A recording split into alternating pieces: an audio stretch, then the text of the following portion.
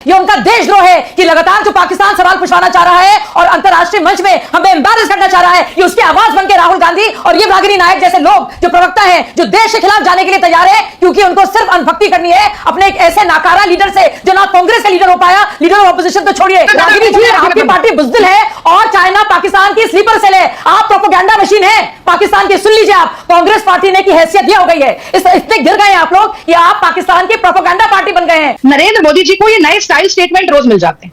ये क्या है? ये किस तरह का स्वांग है? क्या ड्रामा है? क्या नौटंकी है? मैं जानना चाहती हूँ। ये वर्दी पहनकर सेना की मोदी जी किस सीमा पर गए थे? देश के खिलाफ और देश के सैन्य बल का अपमान लगातार मैं सुन रही हूँ। एक एक करके मैं धज्जियां उड़ाऊंगी जो रागिनी नायक अभी ओल फोल बक रही हैं। सबसे पहले तो हमें क्या मिला ऑपरेशन सिंदूर से? ऑपरेशन सिंदूर से हमें एक निर्णायक जीत मिली है और हमने दिखा। चुप रहिए आप। दोस्तों नमस्कार, स्वागत है आप सभी का। आप देख रहे हैं एसके डिबेट। पहलगाम आतंकी हमले के बाद राहुल गांधी और कांग्रेस पार्टी ने कहा था कि हम इस मुद्दे पर भारत सरकार और भारत की सेना के साथ खड़े हैं, लेकिन आज वही राहुल गांधी ऑपरेशन सिंदूर पर सवालिया निशान खड़े कर रहे हैं, जबकि बीजेपी का कहना है कि राहुल गांधी पाकिस्तान की भाषा बोल रहे हैं। आज की डिबेट इसी मुद्दे पर होने वाली है। बीजेपी की तरफ से शाजिया इल्मी और रागिनी नायक कांग्रेस पार्टी की तरफ से हैं। दोस्तों वीडियो शानदार होने वाली है।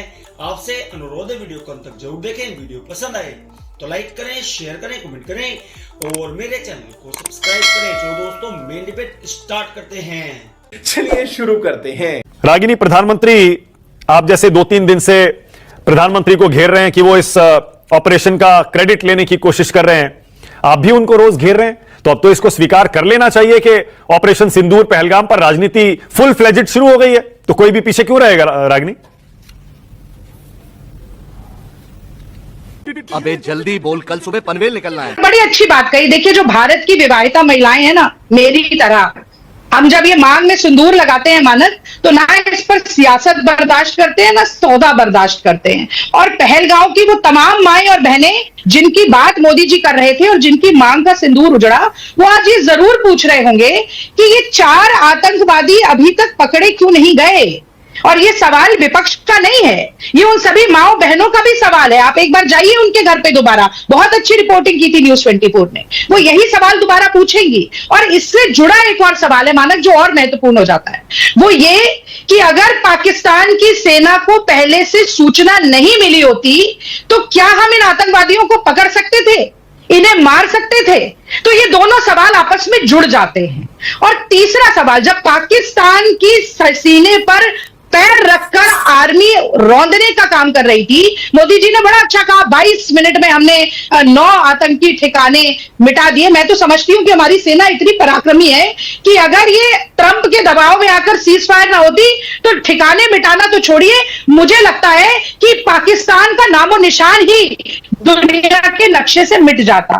पर आज दुख की बात है मानक कि वो आतंकवादी मिले हो चाहे ना मिले हो, नरेंद्र मोदी जी को ये नए स्टाइल स्टेटमेंट रोज मिल जाते हैं। ये क्या है? ये किस तरह का स्वांग है? क्या ड्रामा है? क्या नौटंकी है? मैं जानना चाहती हूँ। ये वर्दी पहनकर सेना की मोदी जी किस सीमा पर गए थे?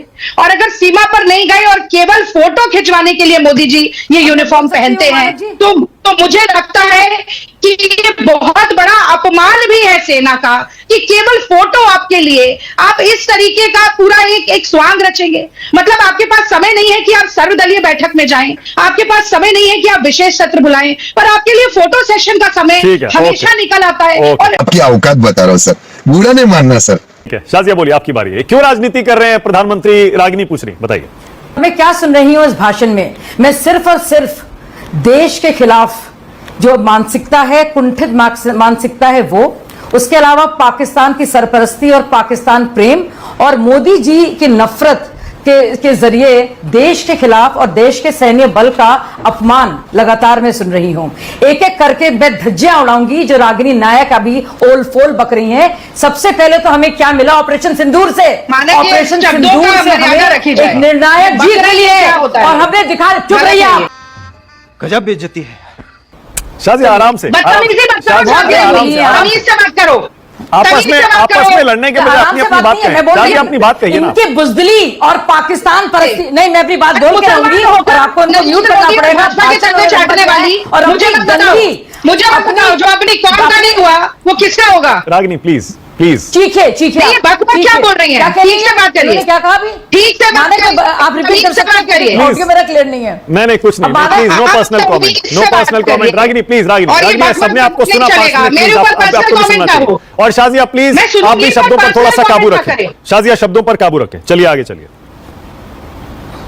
क्या शब्दों में काबू किया? मैं फिर से बोलूंगी, ये कांग्रेस की पाकिस्तान परस्ती है, ये उनका देशद्रोह है कि लगातार जो पाकिस्तान सवाल पूछवाना चाह रहा है और अंतरराष्ट्रीय मंच में हमें एम्बैरेस करना चाह रहा है, ये उसकी आवाज बन के राहुल गांधी और ये रागिनी नायक जैसे लोग जो प्रवक्ता हैं, जो देश के खिलाफ जाने के लिए तैयार है, क्योंकि उनको सिर्फ अनभक्ति करनी है अपने एक ऐसे नाकारा लीडर से जो ना कांग्रेस का लीडर हो पाया, लीडर ऑफ ऑपोजिशन तो छोड़िए, यहां तक कि इनके सारे सीनियर लीडर्स ने बाकायदा कहा है कि जो राहुल गांधी कर रहे हैं वो कतई गलत है और किसी भी तरह से हम भारत के सैन्य बल का अपमान नहीं करेंगे, किसी भी तरह से अपने देश का मनोबल नहीं गिराएंगे और वो सवाल जो पाकिस्तान पूछवाना चाह रहा है अपने स्लीपर सेल से वो काम नहीं करेंगे। अफसोस की बात है ये कि कांग्रेस पार्टी एक स्लीपर सेल बन गई है। कांग्रेस पार्टी दरअसल एक स्लीपर सेल है मिस इन्फॉर्मेशन की और पाकिस्तान के प्रोपेगेंडा की।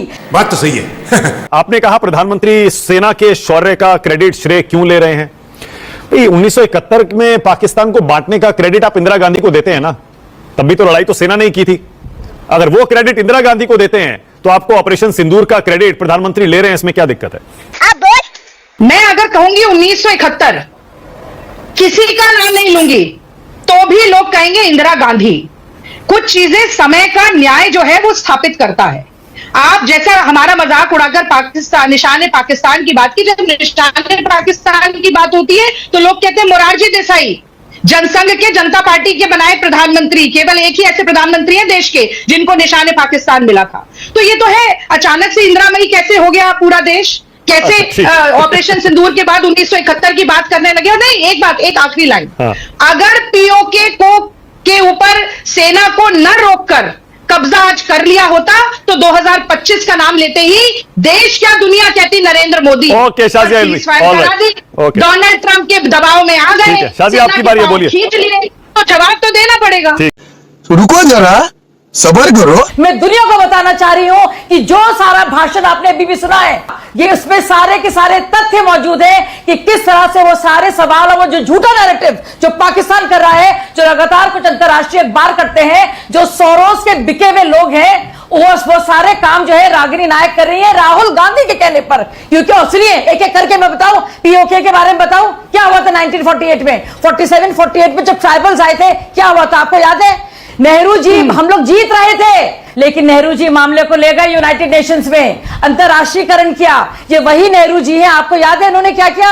चाहे वो 65 हो या 72 का शिमला अकॉर्ड हो या इंडस वाटर ट्रीटी हो, लगातार इंडस वाटर ट्रीटी तो नेहरू जी के वक्त में जो उन्होंने अयूब खान के साथ की थी और जो इंदिरा गांधी ने जो शिमला अग्रीमेंट किया था, बावजूद इसके कि हमारे इतने प्रिजनर्स ऑफ वॉर हमारे पास थे पाकिस्तान के, लेकिन ऐसा समझौता, ऐसे घुटने टेक दिए और पीओके की वजह ही नेहरू गांधी परिवार है, उसके लिए खुद तो कुछ कर पाए नहीं है।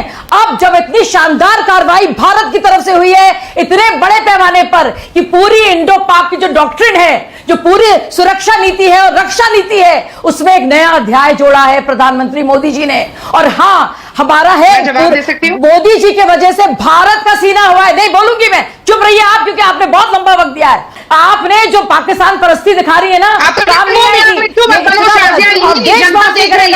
रागिनी जी, आपकी पार्टी बुज़दिल है और चाइना पाकिस्तान की स्लीपर सेल है, आप प्रोपेगेंडा मशीन है पाकिस्तान की। सुन लीजिए, आप कांग्रेस पार्टी ने की हैसियत यह हो गई है, इतने गिर गए हैं आप लोग कि आप पाकिस्तान की प्रोपेगेंडा पार्टी बन गए हैं। इतना तो पाकिस्तानी नहीं करते होंगे जितना आप कर रही है मैडम।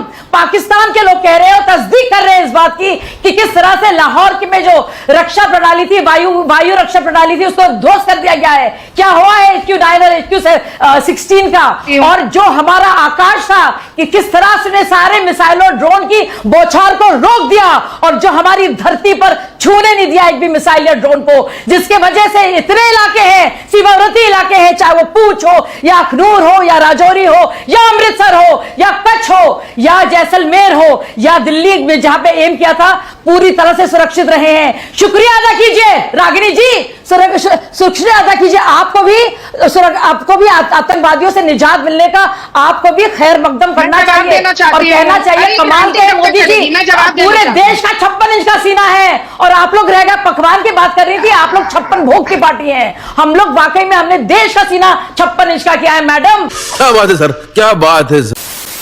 देखा दोस्तों, आपने शाजिया इल्मी और रागिनी नायक दोनों को सुना।